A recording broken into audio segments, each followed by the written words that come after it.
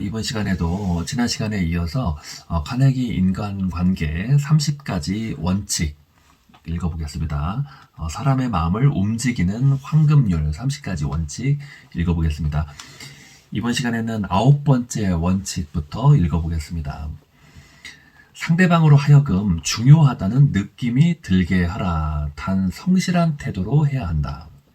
사람들은 대부분 자기 자신을 중요한 존재로 여긴다. 또한 자신이 어떠한 면에서는 다른 사람보다 뛰어나다고 생각한다.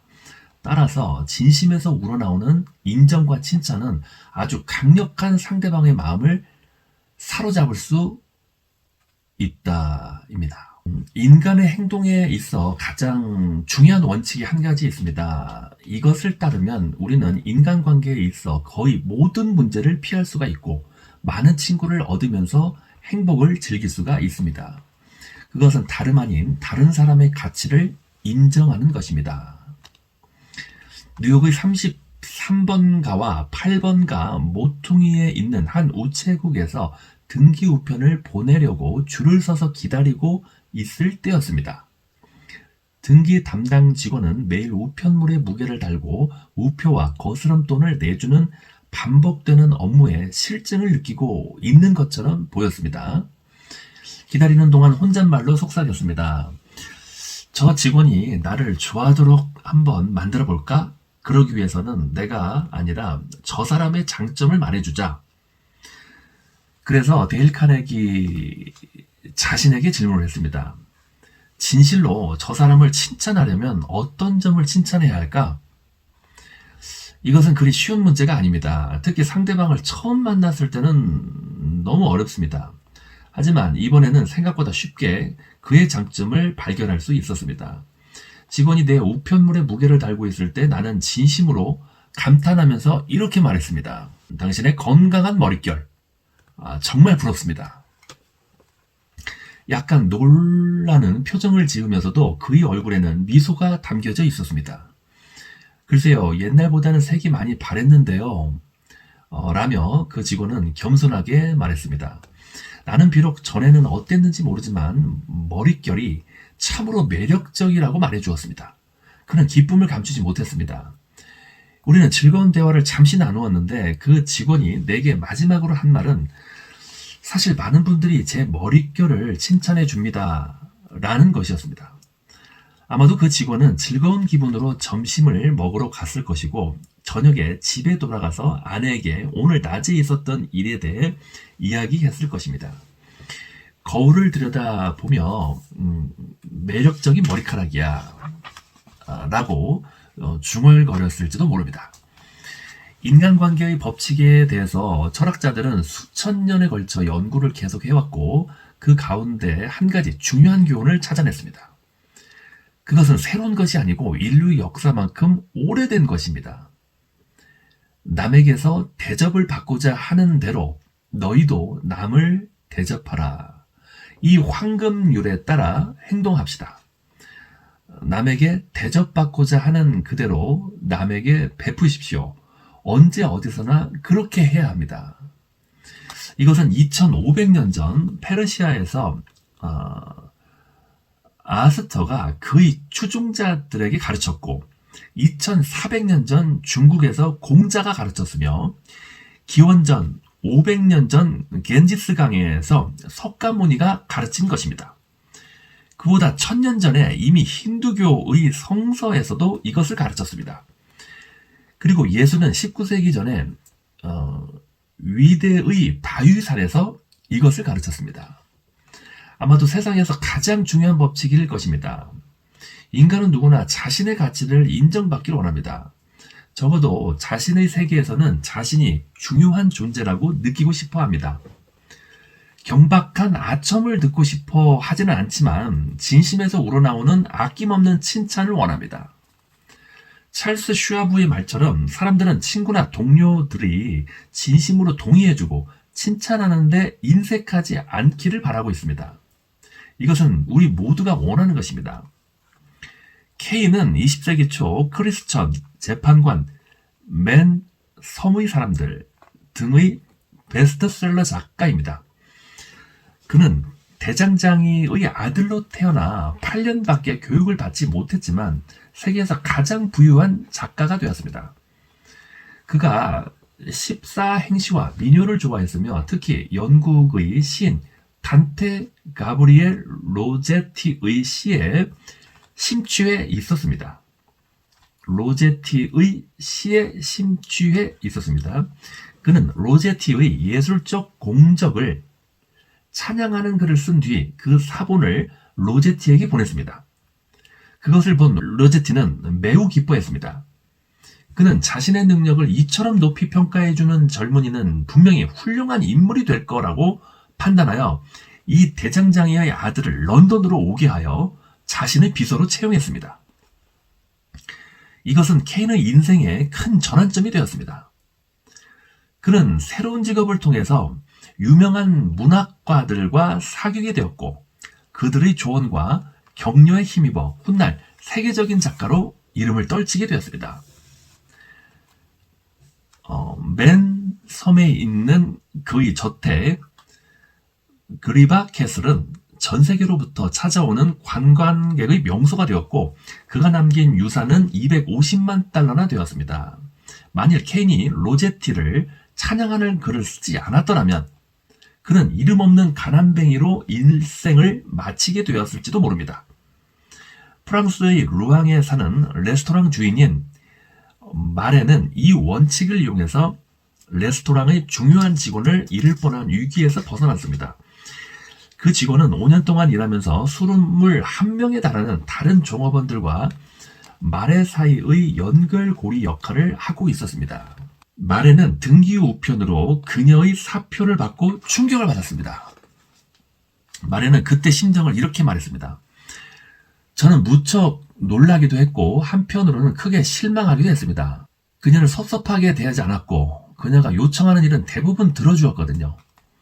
그녀를 종업원이라기보다는 친구처럼 생각했기 때문에 다른 종업원보다 그녀에게 더 많은 것을 요구했는지도 모릅니다. 저는 납득할 수가 없어 그녀의 사표를 받아들이지 않았습니다. 저는 그녀에게 이렇게 말했습니다. 폴레트, 내 뜻을 이해해주기 바라오. 당신은 나와 이 레스토랑의 성공을 위해 정말로 필요한 사람이요. 저는 이 말을 모든 종업원이 모인 자리에서 반복했고 그녀를 집으로 초청해 가족이 있는 자리에서 그녀에 대한 저의 신뢰를 털어놓았습니다. 폴레트는 마침내 사표를 철회했습니다. 저는 그 이후 그녀에 대한 전폭적인 신뢰를 보내고 있습니다. 기회가 있을 때마다 그녀의 행동을 칭찬하며 그녀가 저와 레스토랑을 위해 얼마나 중요한 존재인가를 강조합니다. 사람들은 대부분 자기 자신을 매우 중요한 존재로 여깁니다. 그리고 자신이 어떤 면에서는 다른 사람보다 뛰어난다고 생각합니다. 따라서 진심에서 우러나오는 칭찬은 아주 강력한 상대방의 마음을 사로잡을 수 있도록 해줍니다. 에머슨의 말을 기억합시다. 내가 만나는 모든 사람은 어떤 점에서는 나보다 뛰어나다. 나는 그들로부터 그 점을 배운다. 에머슨의 말이었습니다. 9번째 원칙의 요약 내용을 읽어보겠습니다. 사람들이 당신을 즉시 좋아하게 만드는 방법. 사람들이 당신을 좋아하게 만드는 방법이 있다면 관심이 있나요? 상대방으로 하여금 중요한 존재라는 느낌을 갖게 해주면 즉시 상대방과 긍정적인 관계를 만들어갈 수 있습니다. 인간 본성에 있어 가장 심오한 원칙이 있다면 그것은 바로 인정받고 싶은 열망이기 때문이죠. 사람들에게 그들 자신의 이야기를 하게 한다면 몇 시간이고 귀를 기울일 것입니다. 그것은 누구나 자신의 가치를 인정받기를 원하고 이 세상 속에서 꼭 필요한 사람이기를 원하기 때문이랍니다. 교육자이며 철학자인 존 듀이는 인간의 욕구 중에서 가장 근본적인 것은 중요한 사람이 되고자 하는 소망이라고 말했습니다. 월리엄 제임스는 인간성에 있어 가장 강렬한 욕구는 인정받고 싶은 갈망이라고 말했습니다. 철학자 존 듀이도 가장 근본적인 것은 중요한 사람이 되고자 하는 소망이다 라고 말씀을 하셨고, 제임스도 인정받고 싶은 갈망이다 라고 말씀을 하셨네요. 상대방이 중요한 존재라는 사실을 느끼게 해주십시오. 만약 공공장소나 은행에서 긴 줄을 서서 기다려야 하는 일이 생긴다면 분주하게 일하고 있는 카운터 직원에게 훌륭한 점을 찾아서 이야기해 주세요. 당신은 그를 행복하게 만들어 줄 것입니다. 만약 공공장소나 은행에서 긴 줄을 서서 기다려야 하는 일이 생긴다면 분주하게 일하고 있는 카운터 직원에게 훌륭한 점을 찾아서 이야기해 주세요. 이렇게 많은 사람들을 이렇게 통제하기 때문에 정말 수고가 많습니다. 정말 대단하세요 라는 칭찬을 해주어야 된다는 뜻인 것 같습니다. 당신은 그를 행복하게 만들어 줄 것입니다. 그리고 당신 역시 행복해질 것입니다. 이제부터 황금률에 따라 행동합시다. 당신이 대접받고자 하는 대로 다른 사람을 대접하라. 당신이 대접받고자 하는 대로 다른 사람을 대접하라. 우호적인 사람이 되기 위한 마지막 9번째 원칙. 매월 9일에는 이 황금률을 실천해 보세요. 상대방으로 하여금 중요하다고 느낌이 들게 하라. 내 마음속에 상대방을 중요하게 생각하고 소중하게 생각하고 또 인정하고 이분의 장점이 무엇인지를 생각하면서 애터미 사업을 제품을 전달하는 거하고, 그런 생각을 하지 않고 이분에게 애터미를 전달하는 거하고 큰 차이가 있다고 저는 생각을 합니다. 이 파트너님의 성공을 위해서 나는 어떤 역할을 해야 될 것인가, 그리고 이 파트너님의 성공을 아주 간절하게 강력하게 바라는 마음을 갖는 것이 너무나 중요한 것 같습니다. 그리고 파트너님을 중요하고 소중하게 생각하는 마음이 될 것 같습니다. 지금 어떤 수입에 걱정이 있으시고 추가 수입을 한 200만 원, 300만 원 정도를 만들고 싶어 하시고, 그리고 지금 다니고 있는 회사에서 이제 1년 이상 다닐 수 없는 그런 좀 1년 후를 빨리 준비를 해서 생활비 마련을 해야 하는 뭔가 새로운 대안책이 필요한 그런 입장이라면 1년 후에 생활비가 중단되고 회사를 다닐 수 없을 때를 대비해서 지금부터 애터미 사업을 통해서 어떻게 하면은 지금의 현재 회사에서 받는 급여만큼 뭐 한 4,500만 원 정도를 1년 안에 달성할 수 있을까? 준비할 수 있을까? 그래서 1년 후에 회사를 다니지 못하게 되시더라도 어떤 가정에 위기가 닥치지 않게끔 이 남은 1년을 어떻게 준비하고 어떻게 계획을 짜고 어떻게 목표를 잡고 어떻게 우리 파트너 사장님의 팀빌딩을 좀 효과적으로 빠르게 할 수 있도록 나의 역할은 무엇인가? 나는 일주일에 몇 번의 사업 설명을 할 것인가? 몇 번의 미팅을 할 것인가? 그런 계획을 같이 의논하는 거죠. 그렇게 해서 파트너님을 통해서 한 분을 소개받고 또 한 분 소개받다 보면은 반드시 3단계 아니면 5단계 아니면 뭐 10단계 안에서는 반드시 슈퍼리더가 나올 수밖에 없습니다. 그렇게 저 3단계, 5단계에서 나온 슈퍼리더 파트너님 한 명을 통해 가지고 100명이 만들어질 수도 있고 1000명, 10,000명으로 확장되는 이 모든 멤버십이 전부 다 파트너님의 보너스가 될 수가 있고 또 성공이 될 수가 있습니다. 이렇게 파트너님이 성공을 하면은 나 자신도 밀려서 자동으로 또 성공하는 것이 보너스가 몇백만 원에서 몇천만 원까지 매달 연금성으로 증가하는 원리를 갖고 있는 사업이 바로 이 네트워크 마케팅입니다. 내가 혼자서 수십 명, 수백 명을 뭐 판매를 해야 되고 사람을 만나야 되고 이러한 방법이라고 너무 선입견을 갖고 계신 분들이 계시는데 그거는 뭐 맞다고도 볼 수 있지만 저는 좀 틀린 생각이라고 저는 생각하고 있어요. 그 정도의 능력을 가진 분은 거의 없어요. 그래서 그 방법은 저는 별로 권하고 싶지 않고 한 분을 통해서 또 한 분, 또 한 분 이렇게 깊이를 파고 내려가다 보면은 세 번째, 네 번째, 다섯 번째에서는 이런 어떤 영업과 리크루팅 소개를 너무너무 잘하시는 그런 분이 정해져 있다고 저는 생각을 합니다. 그래서 조직이나 거대한 그 매출은 그 한 사람이 일으키는 거거든요. 누구나가 다 수십 명, 수백 명을 만나고 접촉하고 판매해서 사업에 성공할 수는 없다고 좀 생각해요. 잘하시는 분은 정해져 있고, 대부분의 우리 서민들은, 우리 사람들은 리크루팅을 못하는 게 정상이에요. 그것이 아주 상식적인 그런 모습이고요. 정상적인 모습인 거죠. 그런 분을 책에서는 이제 슈퍼 커넥터, 슈퍼 리더 이렇게 표현을 하고, 슈퍼 커넥터의 특징도 또 책에서는 나와 있더라고요. 40세부터 65세까지의 여성이다. 영업 관련된 분야에서 일을 최소 15년 이상, 20년 이상 근무해본 경험이 있다. 그리고 사람을 굉장히 많이 좋아한다. 그리고 핸드폰의 연락처가 8,000명 이상 연락처를 가지고 있다. 리더십이 있다. 이렇게 슈퍼 커넥터의 특징이 또 몇 가지가 적혀져 있는 내용이 있습니다. 그런 것처럼 이렇게 빠른 시간 안에 조직을 만들고 멤버십을 만들 수 있는 그 리크루팅 왕은 저는 정해져 있다고 생각합니다. 그래서 누구나가 다 잘할 수가 없는 문제이기 때문에 나 자신이 조금 리크루팅이나 소개에 있어서 좀 걱정을 하고 계신다면 그게 너무나 자연스러운 거고 당연한 겁니다.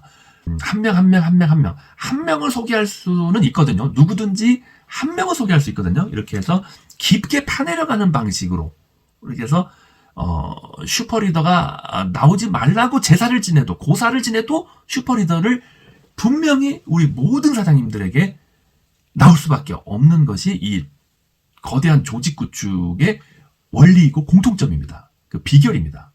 반드시 나옵니다. 나왔는데 그 소중한 파트너를 또 놓치는 분들도 계시고요. 결론은 누구나가 다 수십 명, 수백 명, 수천 명을 상대해서 팀빌딩을 해야 된다라는 좀 이상한 우리 그 자영업이나 일반 이제 보험 영업, 화장품 판매에서 배웠던 그 선입견을 가지고 네트워크 마케팅 팀빌딩을 생각하시면 저는 절대 안 된다고 생각합니다. 그 선입견을 버리시고 그 고정관념을 버리시고 팀빌딩과 조직 구축은 누구나가 다 잘할 수 없다. 잘할 수 있는 사람이 정해져 있다. 이렇게 생각을 하셔도 충분히 아주 거대 조직을 만들 수가 있습니다. 100만 원만 한 달에 벌고 싶어서 사업을 시작했지만 벌고 싶지 않아도 나의 보너스는 1,000만 원, 2,000만 원, 1억, 2억, 3억까지 기하급수적으로 확장되고 증가할 수밖에 없습니다. 그렇게 해서 만들어진 월 1억, 2억, 3억의 보너스는 애터미 회사가 없어지는 날까지, 지금 애터미는 16년 된 회사입니다. 제 생각에는 애터미는 시간이 가면 갈수록 더 강해집니다. 더 매출은 증가하고 있습니다. 그리고 연봉 10억, 20억의 소득자는 계속 늘어나고 있어요. 그리고 누적 수입 50억에서 200억, 300억의 누적 소득자도 계속 늘어나고 있습니다. 그리고 연봉 1억, 연봉 3억, 5억도 계속 늘어나고 있어요. 그렇기 때문에 현재까지만 봤을 때 이 애터미는 15년이 아니라 정말 50년, 100년도 충분히 갈 수 있는 그런 회사라고 저는 생각합니다. 그 얘기는 뭐냐면 내가 한번 만들어 놓은 보너스는 50년, 100년 동안 나의 노동과 상관없이, 나의 판매나 이런 시간 투자에 상관없이 연금성 수입으로, 시스템 수입으로 매달 내 통장에 1억, 2억, 3억이 계속 입금된다는 얘기입니다. 내 의지와 상관없이 계속 입금될 수밖에 없어요. 왜냐면 강력한 소비자 멤버십의 재구매율 때문이죠. 회사는 계속 발전할 수밖에 없고요. 네, 이러한 원리를 가지고 만든 보너스는 내가 사망을 했을 때 또 자녀들에게 상속이 됩니다. 네, 그런 부분도 굉장한 비전이죠.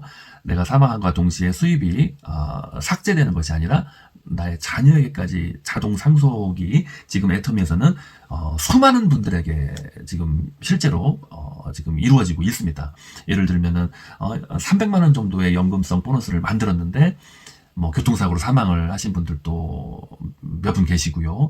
그리고 또 연세가 많이 드시면서 또 노화로 사망하신 분들도 많이 계십니다. 이렇게 해서 50만 원을 만들던 300만 원을 만들던 5천만 원을 만든 분도 사망하셨고요. 그리고 임페리얼님 중에서도 2억 3억의 월 수입을 만들어 놓고 사망하신 분도 계세요. 이런 이제 분도 딸에게, 박보현님 이 따님에게 그 보너스가 그대로 상속이 돼서 또 매달 몇억 의 보너스가, 임페리얼 보너스가 지금 입금되고 있습니다. 연봉 30억 정도씩 계속 가져가는 거죠. 이렇게 해서 50년, 100년 동안 연봉 30억을 받고 싶지 않아도 받을 수밖에 없는 사업이 애터미 사업입니다. 애터미가 정말 망하지 않는 한 이 보너스는 계속 나올 수밖에 없습니다. 네, 방판법에 의해서 상속은 진행되기 때문에 애터미만 상속이 되는 것이 아닙니다. 모든 회사가 합법 회사라면은 상속이 이루어져야 된다라는 그런 방판법의 내용이 다 적혀져 있습니다. 그렇기 때문에 합법 회사에서 사업을 하셔야 되고요. 또 이렇게 말씀하시는 분도 있어요. 네트워크 사업 10년, 20년 했지만 상속 제대로 받는 그런 사례를 본 적이 없다. 이렇게 말씀하시는 분도 있는데, 그 이유는 이제 뭐냐면요. 저도 이제 그 부분에 대해서 많이 알아보고 조사를 해봤는데, 애터미를 제외한, 좀 이렇게 말씀드려서 죄송하지만, 정확하게 또 비교를 해보셔야 되기 때문에 솔직하게 말씀을 드리겠습니다. 애터미를 제외한 그동안에 특히 미국 회사, 독일 회사에서 진행을 10년, 20년 동안 하셨던 분들이 하나같이 좀 불평을 하고 불만을 토로하는 내용이 뭐냐면은 법적으로는 상속이 되지만 내가 아직 사망하기 전에 내가 만들어 놓은 내 멤버십이 3년차가 돼가지고 무너졌다. 7년차가 되니까 무너졌다. 소비자 수천 명의 조직이 5년차가 되니까 전부 다 이탈을 했다. 보너스가 사라졌다. 조직이 무너졌다. 이러한 문제로 인해 가지고 나는 아직 살아있는데 내가 3년 동안 열심히 해서 만들어 놓은 보너스나 조직이 사라지는 경우가 대부분이었습니다. 그래서 중요한 거는 상속이 제대로 이루어지려면은 내가 5년이 지나고 15년이 지나서 사망을 해도 나보다 내 멤버십이나 소비자나 이 조직 구축된 나의 이 재산권이 더 기하급수적으로 증가하고 더 매출은 상승해야 되거든요. 그러려면은 강력한 제품력과 소비자 재구매율이 반드시 따라줘야 됩니다. 그리고 사업자분들도 충분한 보너스를 가져가면서 무너지지 않는 조직이 있어야 되고요. 그랬을 때 내가 사망했어도 그 보너스가 계속적으로 증가하면서 우리 모두의 자녀들에게까지 안정적으로 상속이 되는데, 그동안의 모든 회사들은 나는 살아있는데 조직이 더 먼저 죽어버려가지고 소비자들이 더 빨리 없어지는 바람에 상속이 현실적으로 많이 이루어지지 못했습니다. 그리고 20년 전, 30년 전에 시작했던 미국 네트워크 회사의 아주 역사가 있는 그런 회사에서도 30년 전에 수입을 만들어 놓은 그 수입이 최고 2, 3천만 원까지 만들었지만 지금은 2, 30만 원으로 줄어들었습니다. 이제 곧 자녀들에게 상속을 해줘야 되는데 수입이 너무 많이 줄어들어가지고 이거 상속의 의미가 없는 것 같습니다. 하소연을 하신 말씀을 들은 적이 있었습니다. 네.